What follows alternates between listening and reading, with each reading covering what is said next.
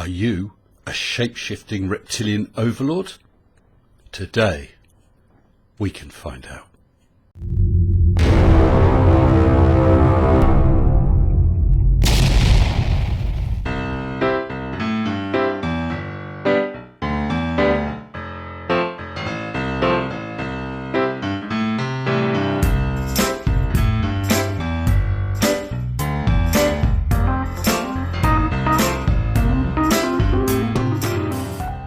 It's true, you could be a shape-shifting reptilian overlord and not even know it. Thankfully, a channel called Conspiracies by Heidi Wormhat has 5 simple tests to enable you to find out if you are indeed one of these nefarious creatures. I shall take the test as well. You gotta be sure. I think I will also encourage all my patrons, because I'd like them to check as well if they too are shape-shifting reptilian overlords. With massive thanks to all my patrons, including new patrons Jamie, Stephen Huxtable, Paul Reap, Surf, Number 6, Corpus Defectus, Tiffany Hall, Erebathron, Bardtail, and my newest patrons Francis Chimenti, William Foley and Alice Vongstrom. Thank you all so very, very much. So let's get to it. Heidi, tell us, how do we test? Hey everyone, Heidi Wormhat. So I wanted to throw up a video today about some signs and traits to look for to tell whether or not you or someone you know could be a shape-shifting reptilian. Well, I always thought that my mother-in-law was a shape-shifting reptilian. I could imagine that Mrs. Sensible could have some traits, but now you've got me worried. So please, tell us, how can we test? And basically, we know that there are reptilians and all kinds of different human hybrids because the Bible says that the Nephilim came down and mated with the daughters of man. They made it with them? What do you mean they came down, chatted them up a bit, bought them a drink, got them a bit squiffy, yeah, invited them back to their place? I know where you're going with this.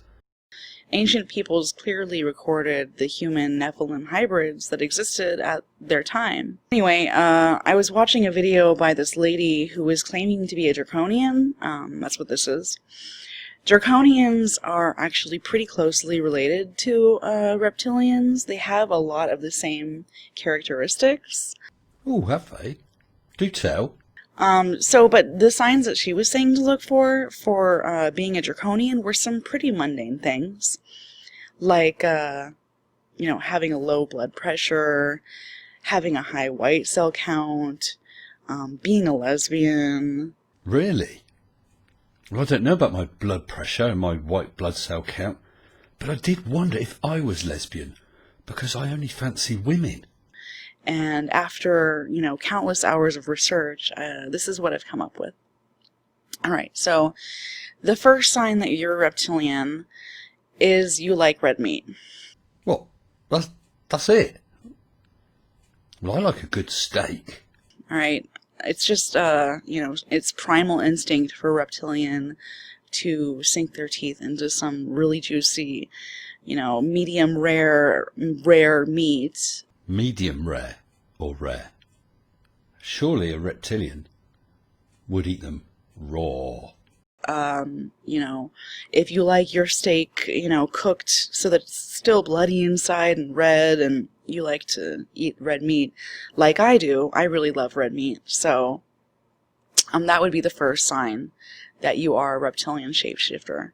Well, I guess that's a score of 1 for each of us so far. So the next one is actually that you really hate the cold. Oh, well, you got me again. I'd much prefer a nice sunny day than a miserably cold winter's afternoon.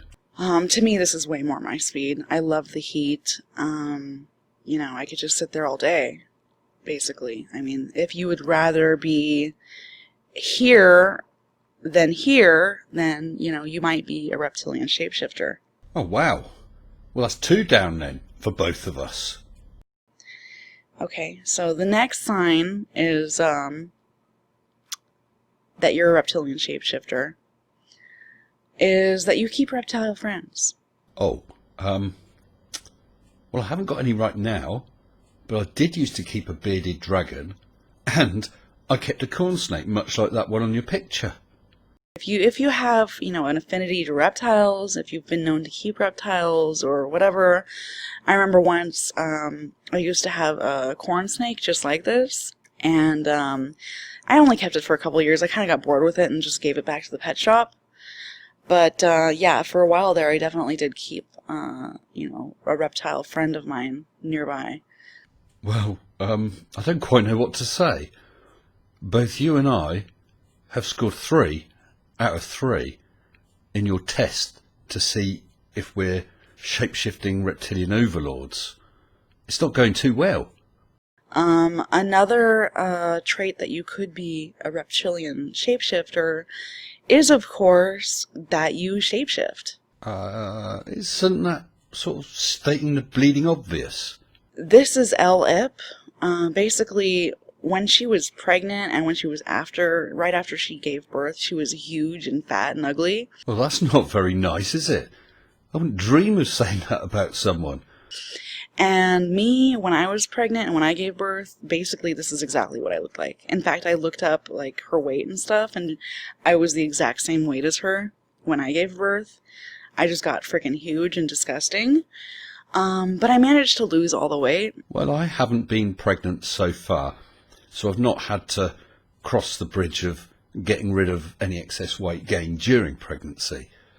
However, there has been the odd occasion when Mrs. Sensible has hinted that I might have put on a pound or 2, and so I've lost it again. So I've shifted shape as well. That's 4 out of 4. I'm not this skinny, but, I might not have as much reptilian shape-shifting DNA as L-Ip. Oh, you still want to go on about weight? Is this something that preys on your mind, perhaps? But, clearly, you can see, that's just not natural, that's not human, to shapeshift to that degree. Well, it's obvious she's lost a lot of weight, I presume through diet and exercise, but that picture, do you not think it may have been at least photoshopped to a certain extent? And then another trait that you're a reptilian shapeshifter is, of course, the dry skin. Okay, because reptiles have really dry skin. Now, I had a friend back in high school. Her skin looked exactly like this. Just like a crocodile. It was disgusting. Well, if you say things like that about your friends, I'd hate to hear what you say about other people. This is one trait that I don't really have. I don't really have a problem with dry skin. Ha! So you've only scored 4 out of 5, whereas I have scored 5. Yeah, so that would be the 5th sign that you're a reptilian shapeshifter. Well, I've just scored 5 out of 5. What does this mean? So, if you have some of these signs, but not all of these signs, then you might just be part reptilian. You might not be as much reptilian. Yeah. But what about me? I've got 5 out of your 5. I don't have the dry skin so much, so maybe I'm 3/4 reptilian and the rest human. I don't know. Stuff you. What about me? And, there's no shame in it, basically. I don't want people to think that I'm some sort of, evil creature. We all have our traits, and this is just the way God made us, you need to, accept what God created you as. So God has made me a shape-shifting reptilian overlord, but didn't think to tell me. I found out by accident. And, obviously, there are benefits to being a reptilian overlord. For one, we have a higher IQ. Yeah, I can see that. But then on the other hand, people are going to want to make handbags and belts out of us. So there are definitely benefits. And, we all have freedom of choice. We all have free will. So, just because I'm a reptilian doesn't mean I'm out eating my neighbor's children or whatever. But are you saying that with freedom of choice, we can just go around eating our neighbor's children? Reptilians and the really evil draconians are probably going to be 90% plus you know? Well, I scored 100%.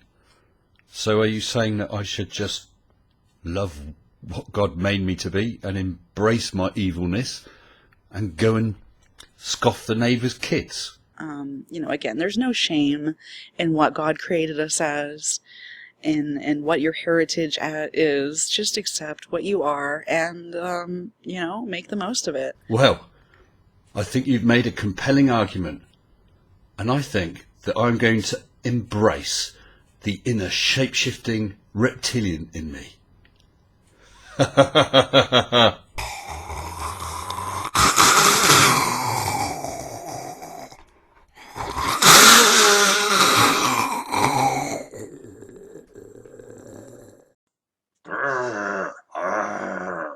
Shut up and sit down.